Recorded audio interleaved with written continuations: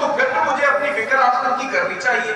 اور اگر میں نفس لوامہ پہ پہنچ چکا ہوں, میں توبہ کرتا ہوں, میں اپنے پچھلے گناہوں پہ نادم اور شرمندہ, اور توبہ بھی یہ نہیں ہے کہ آج توبہ کی اور پھر جو ہے نا وہ کل کو توڑ دی. وہ کسی نے کہا تھا توبہ کی توڑ دی, پھر توبہ کی, پھر توبہ توڑ دی. میری توبہ پہ توبہ کر اٹھی.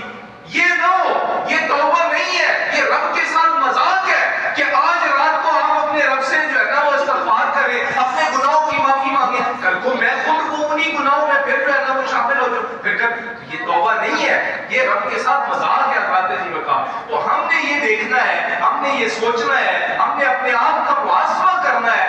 میں کہاں کھڑا ہوں, میں نفس امارہ پہ ہوں, نفس لوامہ پہ ہوں, یا رب نے مجھے نوازا ہے اور میں نفس مطمئنہ تک پہنچ گیا ہوں, پھر تو اپنے رب کا شکر ادا کریں. لیکن اگر پہلی سٹیج پہ ہے نا حضرات, تو پھر تو فکر مند ہونے کی ضرورت. ایک آخری بات حضور میں عرض کرنا چاہتا ہوں.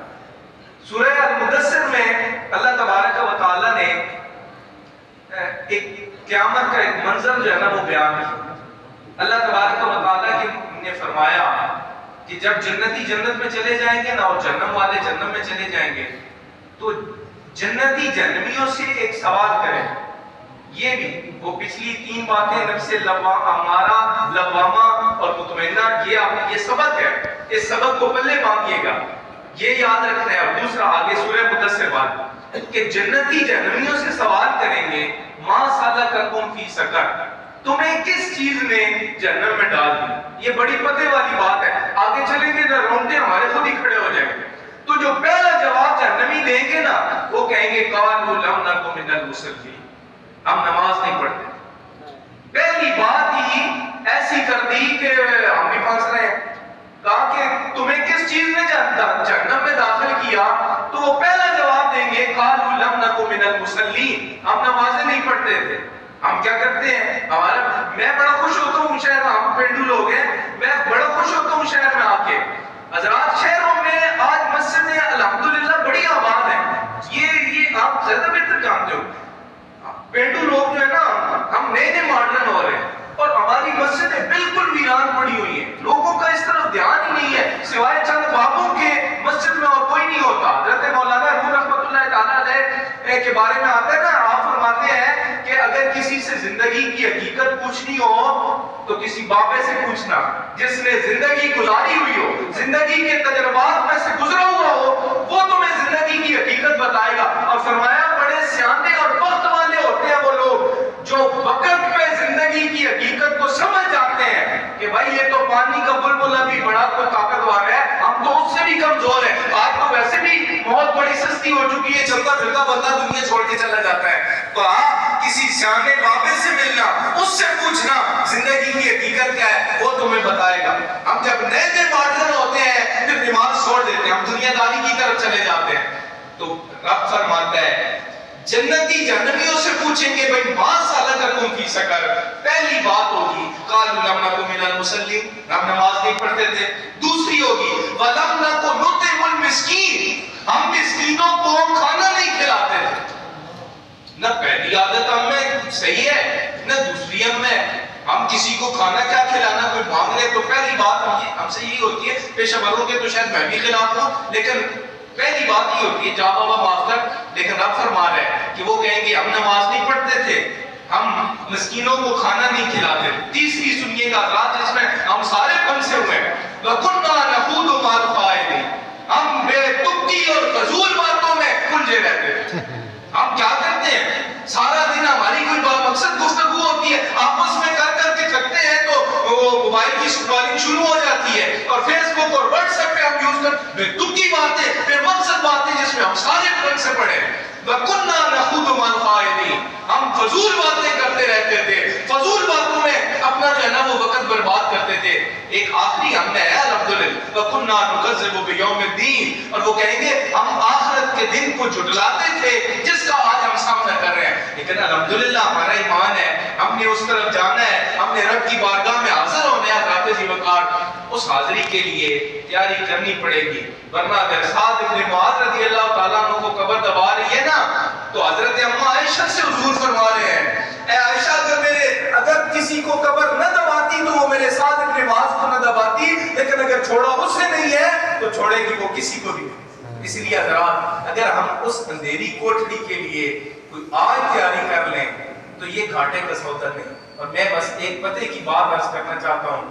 حضور نے فرمایا, اچھا بڑی بات ہے, پھر میں پوری حدیث سنا دیتا ہوں.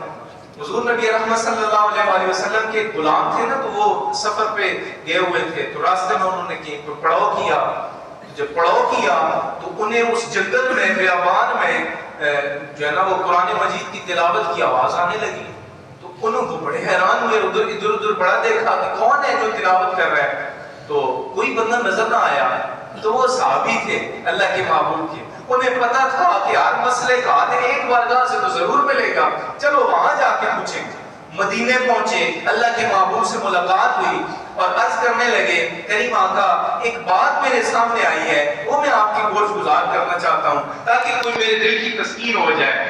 تو عرض کرنے لگے, حضور میں نے ایک بیابان میں پڑاؤ کیا تو وہاں پہ کوئی بندہ نہیں تھا, میں ہی اکیلا تھا, لیکن وہاں پہ مجھے قرآن مجید کے پڑھنے کی آواز آ رہی تھی.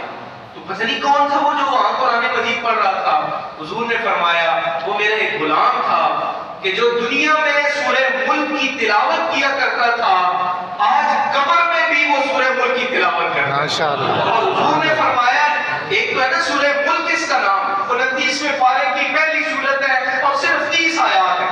30 آیات ہے, 2 رکوع ہے. اگر آپ 15 دن اسے لگاتار پڑھیں گے نا حضرات, موبائل تو ہم سب کے پاس ہے, مختلف ایپس ہم یوز کرتے ہیں, ایک قرآن مجید بھی رکھ لیں اور اس کو پڑھیں, رات کو سونے سے پہلے پڑھیں یا دن میں کسی ایک وقت کو آپ مختص کر لیں, اس میں آپ پڑھ لیں, لیکن آپ سورہ ملک کو پڑھنے کی عادت بنائیں. اللہ کے محبوب نے فرمایا اس کا ایک نام سورہ ملک ہے, دوسرا اس کا نام ہے سورہ مجادلہ. مجادلہ کا مطلب ہوتا ہے لڑنے والی, جھگڑنے والی. حضور نے فرمایا کل قیامت کے دن یہ اپنے رب سے جھگڑا کرے گی اور جھگڑا کر کے کہے گی مالک یا اس پڑھنے والے کو بخش دے یا مجھے اپنے کلام سے نکال دے. اب ایک بندے کی وجہ سے رب سورہ ملک کو اپنے کلام سے تو نہیں نکالے گا, لیکن اس کی سفارش کے اوپر اللہ تبارک و تعالیٰ اس کی بخشش فرما دے.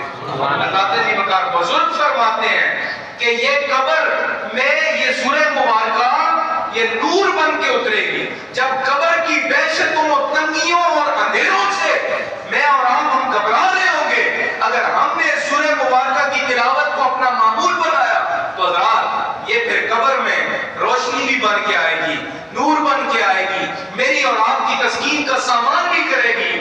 اس لیے اسے اپنی زندگی کی جو ہے نا وہ پکا حصہ بنائیں. 5 سے 7 منٹ لگتے ہیں بے وفاؤں کو راضی کرنے کے لیے, میں اور آپ کیا جتن نہیں کرتے, لیکن حضرات اس باوفا رب کو بھولے ہوئے ہیں. چلو اس باوفا رب کو بھولے ہوئے ہیں, بے وفاؤں کے پیچھے ہم پڑے ہوئے ہیں, اپنے آپ سے وفا کر لیں. اپنے آپ کے لیے تو ہم باوفا ہو سکتے ہیں نا. تو حضرات اس کا آسان سا طریقہ ہے کہ آپ سورہ ملک کی تلاوت نماز پڑھا کریں. نہیں ماں, کسی صورت نہیں ماں, آپ شریعت کا پورا مزاج پڑھ کے دیکھ لیں. شریعت تو یہ کہتی ہے آپ اگر کھڑے ہو کے نہیں پڑھ سکتے بیٹھ کے پڑھ لیں, بیٹھ کے نہیں پڑھ سکتے لیٹ کے پڑھ لیں, اگر لیٹ کے بھی مشکل ہو رہے اشاروں سے پڑھ لیں, لیکن پڑھنی ضرور ہے. معافی نہیں ہے حضرات, تو جب معافی نہیں ہے تو پھر ہمیں پڑھنی تو پڑے گی. نماز پڑھیں اور ساتھ اپنی زندگی میں سورہ ملک کو پکا حصہ بنائے اپنی زندگی کا, تاکہ کل قبر میں بھی ہمارے کام آئے اور کل حشر میں بھی یہ ہماری بخشش اور جو ہے وہ شفاعت کا ذریعہ بنے. حضرات میں اتنی لمبی تقریریں کرنے کا قائل نہیں ہوں, لیکن میں نے جو سبق آپ کے گوش گزارنا ہے تقریر دار رسالت, دار رسالت, دار تحقیق, دار حیدری, علماء اہل سنت. حضرات یہ میری چند گزارشیں تھیں جو میں نے آپ حضرات کے سامنے رکھی ہیں. دعا رمضان کی آمد کے ذریعے سے اللہ کے محبوب اس ماہ مبارک میں اور اس سے پہلے کثرت سے روزے رکھتے تھے. جب رجب کا چاند نظر آتا تھا نا تو اللہ کے محبوب فرماتے تھے یا اللہ ہمیں شعبان اور رجب کی برکتیں عطا فرما اور پھر ہمیں رمضان تک خیر خیریت سے پہنچا تاکہ ہم اس کی برکتیں بھی حاصل کر سکیں. حضرات جی وقار یہ مہینہ آ رہا ہے, اس کی ہم نے قدر کرنی ہے. اللہ کے محبوب کی زندگی میں تقریباً 10 مرتبہ یہ رمضان المبارک آیا ہے, اور سوائے ایک کے باقی سارے 9 کے 9 جو تھے وہ 29 کے تھے. لیکن یہ ایسی برکتوں والا مہینہ ہے کہ چاہے وہ چاند 29 کا ہو یا 30 کا ہو، رب عطا ثواب جو ہے نا وہ 30 کا ہی فرماتا ہے۔ اس لیے اس کو، اور حضور نے فرمایا کہ یہ روزہ ڈھال ہے انسان کے لیے۔ پھر کل قیامت کے دن ایک ایسا دروازہ ہے کہ جس سے صرف روزہ دار گزرے گے، رب خود فرمائے گا روزہ دار کا۔ اور یہ سب سے خوبصورت حدیث ہے کہ اللہ خود فرماتا ہے کہ روزہ میرے لیے ہے اور میں خود ہی اس کی جو ہے نا وہ جزا دوں گا۔ کوئی نہیں جانتا کہ اس کی جزا رب تعالیٰ کیا عطا فرمائے گا، قیامت کے دن وہ اپنے بندوں کو، روزے داروں کو کتنا نوازے گا۔ ابھی سے عادت بنائیں۔ حضرت اما عائشہ فرماتی ہیں کہ حضور نبی رحمت صلی اللہ علیہ وآلہ وسلم عام مہینوں میں سوائے شعبان کے اور کسی مہینے میں اتنے روزے نہیں رکھتے تھے، اور اس کی ایک وجہ یہ تھی کہ آپ رمضان المبارک کی تیاری بھی کرتے تھے۔ پھر دوسری وجہ یہ تھی کہ یہ جو ان اللہ و ملائکتہ یصلون علی النبی، یہ جو آیت طیبہ ہے نا، یہ شعبان میں اتری۔ اللہ کے محبوب اپنے رب کا شکر ادا کرتے تھے، اور جو ہے نا وہ رمضان کے جو ہے نا وہ روزوں کی تیاری کے لیے اس ماہ مبارک میں بھی آپ جو ہے نا وہ روزے رکھا کرتے تھے۔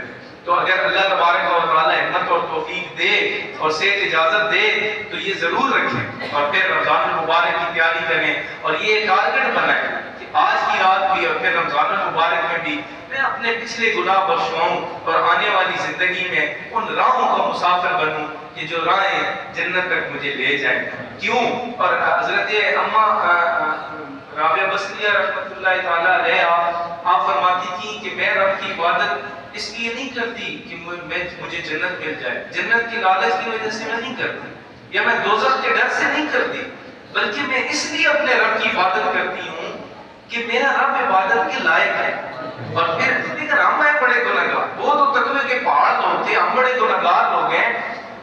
ہمیں لالچی ہونا بھی چاہیے جنت میں، بل ضرور ہونا چاہیے، اس لیے ہونا چاہیے کہ یہ وہ جگہ ہے کہ جہاں پہ وہ لوگ ہوں گے جو رب کی رضا کا مظہر ہوں گے، جن سے رب راضی ہوگا وہ لوگ وہاں پہنچیں گے۔ تو اگر ہم وہاں تک پہنچ جائیں تو رب تعالیٰ بڑا مہربان ہے، بڑا کریم ہے، بڑا بخشنے والا ہے۔ ایک اور حدیث سنا، قیامت کے دن نا یہ وہ حدیث ہے جس کو سناتے ہوئے اللہ کے محبوب بھی مسکرا پڑے۔ اللہ کے محبوب نے فرمایا میں اس شخص کو بھی جانتا ہوں جو سب سے آخر میں جہنم سے نکلے گا اور جنت میں جائے گا۔ جب وہ جہنم سے رینگ رینگ کر نکلے گا نا تو اللہ تبارک و تعالیٰ سے کہے گا مالک مجھے بھی جنت عطا فرما دے، اللہ اس کی سن لے گا، اور پھر اس کو وہ کہے گا مالک مجھے جنت نہیں دیتا نا تو مجھے جنت کے دروازے کے پاس ہی بٹھا دے، تو جنت کے دروازے کے پاس بیٹھ جائے گا۔ پھر جب اندر کے نظارے دیکھے گا نا تو کہے گا یا اللہ جیسا باہر بیٹھنا دروازے کے ویسا اندر بیٹھنا، مجھے اندر بٹھا دے، وہ اندر بٹھا دیا جائے گا۔ لیکن پھر رب تعالیٰ سے کہے گا اور تو نہیں مانگو گے، وہ کہے گا نہیں اور نہیں مانگو، تو وہ اندر کی طرف بیٹھ جائے گا۔ پھر جب وہ سامنے گھنا سایہ دیکھے گا جنت کے درخت کا تو کہے گا یا اللہ اگر تو اجازت دے تو میں اس درخت کے سائے پہ بیٹھ جاؤں، تو رب تعالیٰ فرمائے گا ٹھیک ہے بیٹھ جا، تو وہ بیٹھ جائے گا۔ پھر جب وہاں بیٹھے گا تو سامنے محلات پہ اس کی نظر پڑے گی تو ایک قطار میں ہوں گے۔ اللہ کے محبوب فرماتے ہیں وہ رب سے پوچھے گا یا اللہ یہ خوبصورت محلات کس کے ہیں؟ تو رب تعالیٰ فرمائے گا یہ خالی پڑے ہوئے یہ کسی کے نہیں۔ تو کہے گا مالک اگر تم مجھے عنایت فرما دے تو تیری مہربانی ہوگی۔ اللہ تبارک و تعالیٰ فرمائے ٹھیک ہے، ایک نہیں ہم نے تمہیں سارے دیے۔ تو جب رب تعالیٰ کہے گا نا ہم نے تمہیں یہ سارے مال دیے تو وہ کہے گا مالک تو رب کا رب ہو کے بندے کے ساتھ مذاق کرتا ہے؟ تو حضور فرماتے ہیں اللہ اس کی اس بات کے اوپر مسکرا پڑے گا۔ رب فرمائے گا میں اپنے بندوں کے ساتھ مذاق نہیں کرتا، اور صحابہ فرماتے ہیں جب حضور نے یہ حدیث سنائی حضور بھی مسکرا پڑے گا۔ اللہ کے محبوب فرماتے ہیں رب فرمائے گا میں اپنے بندوں کے ساتھ مذاق نہیں کرتا، میں تجھے دے رہا ہوں تو مطلب میں تجھے ہی دے رہا ہوں، یہ سارے تیرے۔ اتنا کریم رب ہے، وہ ہمارے گناہ بھی بخش سکتا ہے، وہ ہمیں نواز بھی سکتا ہے، صرف ضرورت اس عمر کی ہے ہم اس کی چوکھٹ پہ آ جائیں، ہم اس کے ساتھ وہ کمزور پڑا ہوا رشتہ جوڑ لیں۔ اور تصوف کی دنیا میں جو پہلی سیڑھی ہے، جو پہلا قدم ہے، جو بندے کو رب کا ولی اور رب کا قریبی بنا دیتی ہے، حضرات وہ توبہ ہے۔ اللہ کریم مجھے اور آپ کو ان باتوں کو سمجھنے، بلے باندھنے اور ان پہ عمل پیرا ہونے کی توفیق عطا فرمائے۔ آخر دعوانا